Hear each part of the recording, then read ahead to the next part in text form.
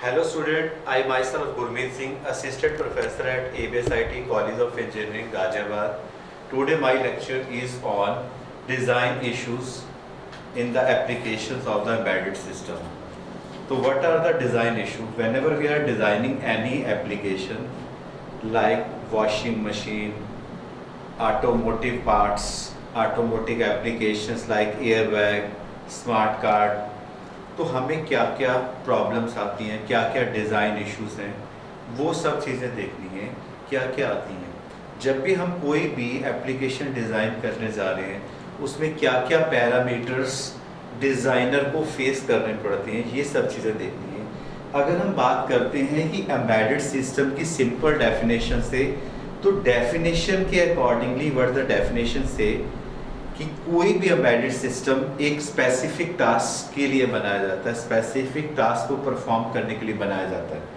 कोई भी एप्लीकेशन, अगर मैं एयरबैग की बात करता हूँ या ब्लड प्रेशर मॉनिटर मशीन की बात करता हूँ, तो एक स्पेसिफिक टास्क है। अगर हमें मुझे कुछ भी बनाना है तो क्या क्या है, सबसे जो पहला डिज़ाइन इशू है, हमें इसमें दो चीज़ें कवर करनी है, डिज़ाइन इशू और कौन सी टेक्निक है जिससे हम उससे बाहर आ सकते हैं, मतलब अगर हम डिज़ाइन करने जा रहे हैं। तो पहला है टाइमिंग, रियल टाइम कांस्टेंट्स। अगर रियल टाइम कांस्टेंट की बात करते हैं कि क्या कोई भी एप्लीकेशन, जैसे सपोज एयरबैग है, क्या वो विद इन मिली सेकेंड्स क्या हो जाएगा, ओपन हो जाएगा एयरबैग, और उसका क्या वर्क क्या है। अगर कार कहीं कोलाइड करती है, कोलिजन करती है, तो विद इन मिली सेकेंड उसे ओपन करना है। क्या ये पहला डिजाइन इशू है, यानी उस पर्टिकुलर एप्लीकेशन को एक पर्टिकुलर एक फिक्स टाइम, एक स्ट्रिक्ट डेडलाइन के अंदर ही परफॉर्म करना है। तो ये पहला इशू रहता है कि उसे क्विकली रिस्पॉन्ड करना है, विद इन टाइम रिस्पॉन्ड करना है। अगर मैं बात करता हूं, ये हमारी प्रॉब्लम है, अगर मुझे इसको सॉल्व करना है, जैसा कि हमें मालूम है कि कोई भी embedded system is the integration of the software and the hardware. Hardware में हम जो हमारा इंपॉर्टेंट रहता है, जो कोर पार्ट रहता है, वो हमारा माइक्रो कंट्रोलर रहता है। यानी कहने का मतलब है कि मुझे कहां पर चेंज करना है, सॉफ्टवेयर के अंदर। यानी अगर मुझे किसी भी एप्लीकेशन को विद इन टाइम परफॉर्म करना है, तो मुझे उसके अंदर real time operating system use करना पड़ेगा। जो रियल टाइम ऑपरेटिंग सिस्टम होता है वो हर टास्क को, हर प्रोसेस को शेड्यूल करता है, और ये भी देखता है कि कौन सा टास्क हाई प्रायोरिटी का है और कौन सा लोअर प्रायोरिटी का है। उसके accordingly real time operating system schedule करता है। जैसे कि हमारे पास रियल टाइम ऑपरेटिंग सिस्टम में VxWorks है, जो कि एक ऐसा ऑपरेटिंग सिस्टम है जो ज्यादातर एप्लीकेशन में यूज किया जाता है। रियल टाइम लिनक्स, ये सारे के सारे ऑपरेटिंग सिस्टम है जो ज्यादातर हम यूज करते हैं, यानी इसका सॉल्यूशन भी हमारे पास है। दूसरा क्या रहता है, कोई भी जो एम्बेडेड सिस्टम है उसके अंदर मेमोरी क्या रहती है, बहुत ही लिमिटेड रहती है। यानी जैसे हम बोलते हैं फुटप्रिंट मेमोरी, बहुत ही लिमिटेड रहती है। अगर मुझे अपनी एप्लीकेशन को परफॉर्म करवाना है अच्छे तरीके से, तो मेमोरी कंस्ट्रेंट में मुझे क्या करना पड़ेगा, मेमोरी कंस्ट्रेंट के अंदर मुझे जो कोड है उसे क्या करना पड़ेगा, ऑप्टिमाइज करना पड़ेगा, कॉम्पैक्ट कोड करना पड़ेगा, और स्टैटिक मेमोरी एलोकेशन को यूज करना पड़ेगा। इसके साथ साथ हमारे पास एक स्वैपिंग वे भी होता है कि हम अपनी मेमोरी को हम स्वैप कर सकते हैं। यानी जो हमारी रैम रहती है, जो करंट एग्जीक्यूशन के लिए परफॉर्म की जाती है, उसको हम टाइम टू टाइम फ्री कर सकते हैं। इस तरीके से हम मेमोरी कांस्टेंट वाला जो पार्ट है उसको भी हम फ्री कर सकते हैं, और इस जो प्रॉब्लम है उसे सॉर्ट आउट कर सकते हैं कॉम्पैक्ट कोड ऑप्टिमाइज बेसिस में। अब तीसरा है पावर कंजप्शन। यानी पावर कंजप्शन की बात करें तो अगर मेरे पास कोई भी एम्बेडेड, जैसे अब मैं एक नया एग्जांपल लेता हूं, अगर स्मार्ट वॉच है तो उसका बैकअप कितना रहना चाहिए, मतलब लॉन्ग लाइफ से अगर एक बार अगर सेल है, तो मैं उम्मीद करता हूं, मैं होप करता हूं कि it will go last for the 1 year और मोर देन 1 ईयर। तो इसका मतलब है कि अगर पावर की बात करता हूं तो मुझे पावर के लिए क्या क्या करना है। तो पावर के लिए मुझे ऐसा, क्योंकि माइक्रो कंट्रोलर हमारा क्या है, कोर पार्ट है, तो माइक्रो कंट्रोलर में कुछ ऐसा माइक्रो कंट्रोलर यूज करना है जो क्या हो, लो पावर माइक्रो कंट्रोलर हो।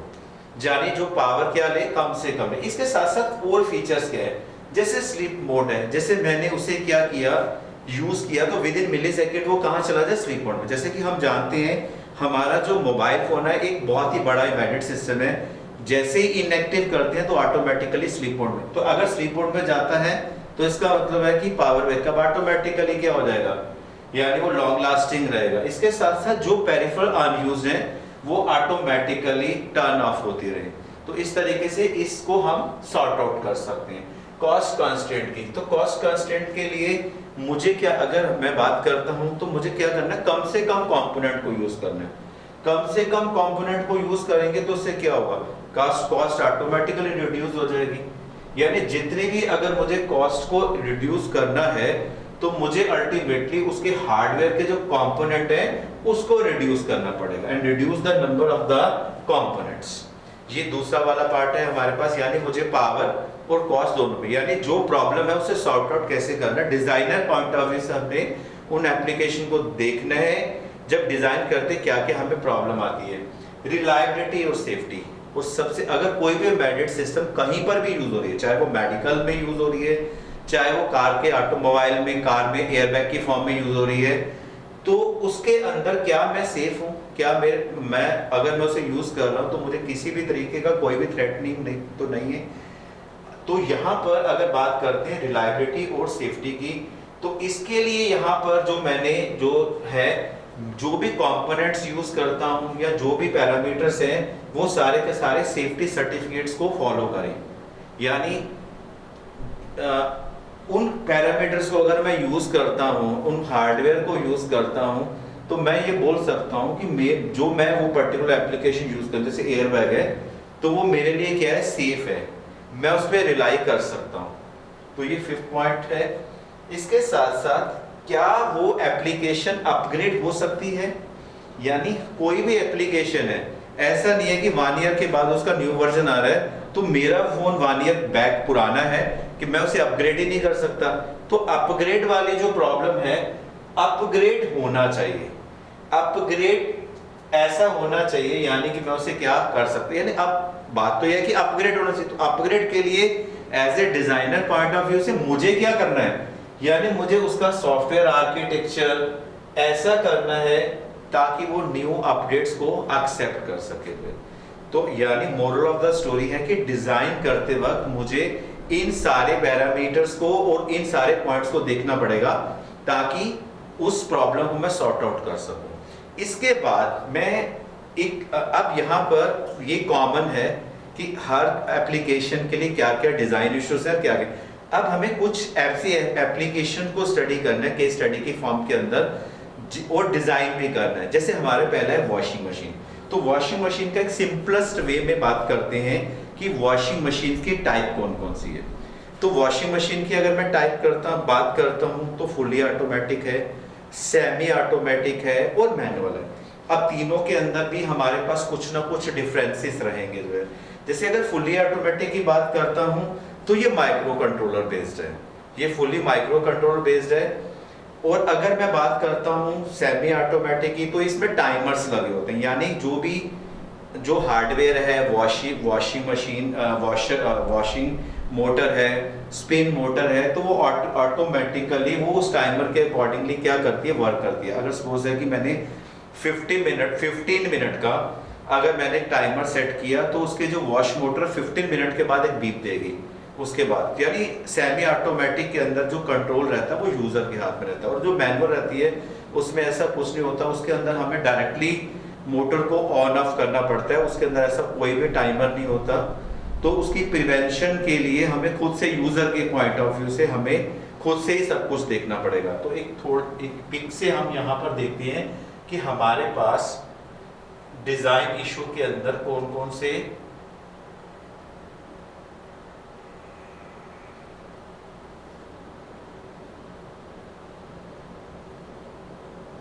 अब इसके बाद हमारे पास जो न्यू कैटेगरी है, 3 कैटेगरी तो fully automatic, semi automatic, manual. 2 तरह की हमारे पास वॉशिंग मशीन कौन सी रहती है, एक रहती है हमारे पास फ्रंट लोडिंग, जैसे कि इस डायग्राम के अंदर देख रहे हैं कि फ्रंट लोडिंग है। लेकिन फ्रंट लोडिंग के अंदर हमारे पास क्या रहेगा, ये उनके लिए रहेगा, ये मशीन एक्सपेंसिव रहती है, पूरी माइक्रो कंट्रोलर बेस्ड रहती है। इसके अंदर अगर एक बार हम जो भी इनपुट्स रहती हैं, जैसे हमारा वाटर है, क्लोथ के अंदर क्लोथ की क्वांटिटी कितनी आएगी, उसकी क्वालिटी क्या है, डिटर्जेंट कितना आएगा, तो इसके बाद ये पूरी तरीके से पैक्ड हो जाती है। इसका डोर को हम ओपन नहीं कर सकते जो है, ठीक है। Once the wash cycle start the machine can not be stopped और open to add the cloth. तो इसके कुछ ड्रॉबैक्स भी है, लेकिन इसकी जो ये वॉशिंग है, इसकी जो वॉशिंग है कैपेबिलिटी है, वो टॉप लोडिंग वाले से ऊपर है। अगर देखते हैं हम दूसरी वाली से नेक्स्ट वाली, तो टॉप लोडिंग के अंदर क्या है कि हम ऐड कर सकते हैं at any time wash cycle के अंदर। ये भी माइक्रो कंट्रोलर बेस्ड है, लेकिन इसके अंदर जो सर्विसेबल पार्ट रहते हैं उसके कंपैरेटिवली क्या रहते हैं, चीपर रहते हैं। वो कंपैरेटिवली क्या रहती है, एक्सपेंसिव रहती है। अब इसके साथ साथ अब हम एक ऐसी वॉशिंग मशीन का एक सर्किट डायग्राम लेते हैं जिससे हम समझ सकते हैं कि माइक्रो कंट्रोलर से कौन कौन से सेंसर्स काम करते हैं और किस तरीके से उसके अंदर मोटर ऑन ऑफ करती है। हम इस एक सर्किट डायग्राम से देखेंगे इसे। जैसा कि यहाँ पर एक सर्किट डायग्राम यहाँ पर दिख रहा है, जिसके अंदर जो इसका सेंट्रल पार्ट है वो क्या है, एक माइक्रो कंट्रोलर है। तो माइक्रो कंट्रोलर के साथ अगर मैं सेंसर की बात करता हूं तो यहाँ पर मेरे पास 6 सेंसर्स लगे हैं। पहले बात करता हूं मैं लोड की। तो लोड का मतलब क्या है कि वो कितना कैपेसिटी का क्लोथ उसमें हम स्टोर कर सकते हैं, वॉश कर सकते हैं। अगर सपोज द कैपेसिटी अगर 8 kg है और मैं लोडिंग 8 kg से एक्सीड करता हूं, सपोज मैं 9 kg करता हूं, तो यहां पर क्या आएगी, डिस्प्ले यूनिट। जो ये वाला जो पार्ट है वो डिस्प्ले यूनिट का है, वो क्या शो करेगा, वो उसमें एरर शो करेगा। अगर दूसरा वाला पार्ट करता हूं, वाटर का पार्ट करता हूं, क्या मेरे सारे के सारे जो क्लोथ्स है क्या वो डिप हो गए। अगर वाटर एप्रोप्रिएट है तो इट्स ओके, सेंसर सेंस करेगा, मतलब वो ओके कर देगा, दूसरा वाला सेंसर भी ओके कर देगा। इसके बाद अगर हम बात करते हैं क्या मैंने डिटर्जेंट मिक्स किया, अगर मैं डिटर्जेंट मिक्स नहीं करता तो सेंसर, अगर हमें जैसा कि पता है कि जैसे डिटर्जेंट हम मिक्स करेंगे तो जो पानी का पीएच लेवल है वो क्या हो जाएगा, चेंज हो जाएगा, वो एसिडिक हो जाएगा, तो वो भी सेंस करेगा। यानी उस क्लोथ के अंदर कितना डिटर्जेंट आना चाहिए, यानी वो सेंसर सेंस करेगा। अगर प्लेन वाटर रहेगा और डिटर्जेंट नहीं करता तो यहाँ पर एरर शो करेगा। इसके साथ साथ डोर ने कब ओपन होना है, कब क्लोज होना है, तो यहाँ पर उसका भी एक सेंसर है। क्लोज कब होगा, जब सारी की सारी quantity, cloth quantity, water, detergent, इसके साथ साथ दो इसके अंदर सेंसर्स हो लगे हैं। क्या सारे के सारे कपड़े बैलेंस्ड हैं? अगर बैलेंस नहीं है या वाइब्रेशंस है, इसका मतलब है क्या होगा, वाइब्रेशन होने का मतलब क्या होगा कि सही तरीके से मोटर वर्क नहीं कर पाएगी जो है। और इसके साथ साथ कभी काम करते वक्त अगर मान लो कोई जो क्लोथ उसकी वॉशिंग मशीन के अंदर ट्रैप हो जाता है, वो घूमान अटक जाता है, तो वॉशिंग मोटर है वो क्या होगी, घूम नहीं पाएगी, तो उससे ट्रैप हो जाएगा। तो ये सारे पैरामीटर्स यानी जो 6 के 6 सेंसर्स हैं ये सब सेंस करते रहेंगे टाइम टू टाइम। और ये सारे के सारे जो 6 के 6 सेंसर है, हमारा जो कंट्रोलर है, जो हमारा heart of the washing machine है, उसके साथ कनेक्टेड है। अगर ये सारे के सारे इनपुट ओके हैं तो इसके साथ साथ यहाँ पर इनपुट के लिए एक और पार्ट भी है जो वाटर को क्या करता है, वाटर को ऐड करने में हेल्प करेगा। जैसे वाल्व कंट्रोल यूनिट है, तो वाल्व कंट्रोल का अगर सीधे साधे वर्ड्स में देखूं तो वाटर वाल्व है, यानी इससे क्या जाएगा, वाटर जाएगा। इसके साथ साथ जब पूरा का पूरा वॉशिंग कंप्लीट हो जाएगा तो ड्रेन वाल्व क्या करेगा, उसमें से उस डर्टी वाटर को रिमूव करेगा। यानी ये सारे के सारे जो पार्ट्स हैं वो क्या है हमारे पास इनपुट के लिए। अगर बात करता हूं जब ये सारे के सारे पार्ट ओके हैं तो इसका मतलब ओके होने का मतलब डिस्प्ले में ओके आएगा। तो इसके बाद नेक्स्ट कमांड क्या होगी, वॉशिंग वाली मोटर को ऑन होगा। तो यानी अगर मैं मोटर कंट्रोल यूनिट की बात करूं तो यहाँ पर 3 मोटर दिखाई गई हैं। पहली मोटर क्या है, वॉशिंग मोटर है, दूसरी वाली रिंसिंग मोटर है और तीसरी वाली क्या है, ड्राइंग मोटर। यानी इसके अंदर वॉश का टाइमर, रिंसिंग का टाइम, ड्राइंग ऑटोमेटिकली इसमें एडजस्ट होगा कि कितना टाइम चाहिए वॉशिंग के लिए अगर मैं बात करता हूं तो वॉशिंग के लिए कितने राउंड्स लगाने पड़ेंगे ताकि कपड़े के अंदर क्या हो जाए, क्लीनिजिंग बढ़िया हो जाए। और ड्राइंग के लिए कितनी बार वो स्पिनिंग वाली जो मोटर है वो कितनी बारी, यानी अगर इन सारे के सारे अगर मैं पैरामीटर्स को चेक करता हूं तो मुझे लगता है कि जो माइक्रो कंट्रोलर बेस्ड जो वॉशिंग मशीन है वो बेटर है कंपैरेटिवली, हर चीज के अंदर एप्रोप्रिएट रहती है। लेकिन अगर मुझे डिजाइन करना है किसी भी एप्लीकेशन को तो वहीं कुछ चीजें और भी रहती है इन एडिशन। ये फुल वर्किंग है जो बता रही है किस तरीके से वॉशिंग मशीन काम करती है। अब अगर मैं कुछ कंपोनेंट्स की बात करता हूं तो मुझे अगर डिजाइन करना है तो डिजाइन करने के लिए इन 5 पैरामीटर्स पे भी काम करना है। ये वॉशिंग मशीन की ही स्टडी है, यानी रिक्वायरमेंट क्या रहेगी। रिक्वायरमेंट में वही बात रहती है, जैसे मैंने अभी बोला कि मुझे 5 तरीके की मार्केट में मॉडर्न वॉशिंग मशीन है, मुझे कौन सी डिजाइन करनी है। अब जैसे मैंने बोला fully automatic, semi automatic, manual, front loading, top loading, तो उसमें से क्या बनानी है। इसके साथ साथ एक पैरामीटर और भी है, क्या वो डेलिकेट क्लोथ के लिए, नॉर्मल क्लोथ के लिए, हैवी क्लोथ के लिए काम कर पाएगा। अगर मैं इस चीज को देखता हूं तो रिक्वायरमेंट में सारी चीजें आ जाती हैं। वो किस मोड में काम करेगी, क्या वो सारे वॉश प्रोग्राम पे काम कर पाएगी, डेलिकेट, नॉर्मल, हैवी। इसके साथ साथ एक पैरामीटर और भी है, अगर हम विंटर के अंदर वॉशिंग करवाते हैं तो हमारे साथ क्या रहता है, क्या मुझे टेम्परेचर चाहिए, मुझे पानी ठंडा यूज करना है, क्या क्लींजिंग हो पाएगी, तो एक टेम्परेचर वाला पार्ट भी रहेगा। इसके साथ साथ एक्चुएटर्स, मोटर्स, हमारे डिस्प्ले यूनिट, ये सारे के सारे वो पार्ट्स हैं जो रिक्वायर्ड हैं। इसके साथ साथ दूसरा पार्ट क्या रहता है, इसके अंदर स्पेसिफिकेशन रहती है। स्पेसिफिकेशन वो पार्ट होता है यूजर के पार्ट होते, उसके अंदर वर्किंग वोल्टेज क्या रहेगी। इंडियन के अंदर जो वर्किंग वोल्ट है वो 220 टू 240 वोल्ट रहती है, तो ये पावर सप्लाई है। तो ये सारी की सारी चीजें भी हमने देखनी है कि हमारा जो मोटर है, जो मोटर्स यूज करेंगे उस वो कितने वॉट की होगी, ठीक है। अगर हीटर यूज करते हैं तो स्पेसिफिकेशन के अंदर वो सारी चीजें आ जाएगी, यानी अगर मैं उस बॉक्स को देखूंगा वॉशिंग मशीन को, मुझे पता चल जाएगा कि पावर कंजम्पशन कितनी होगी। इसके साथ साथ 2 मेन पार्ट है इसमें, हार्डवेयर के लिए जैसे हमने यहाँ पर देखा ये सारी की सारी हार्डवेयर डिजाइनिंग है, लेकिन इस हार्डवेयर डिजाइनिंग के अंदर एक पार्ट मिसिंग है। क्या सॉफ्टवेयर रिक्वायर्ड है? यस, यानी सॉफ्टवेयर का मतलब है कि मुझे इसके अंदर पूरा कोड को अपलोड करना पड़ेगा, लोड करना पड़ेगा, ताकि ये जो सारे सेंसर्स हैं, इनपुट वॉल्व्स हैं, ये जो मोटर्स हैं, ये काम कर सके।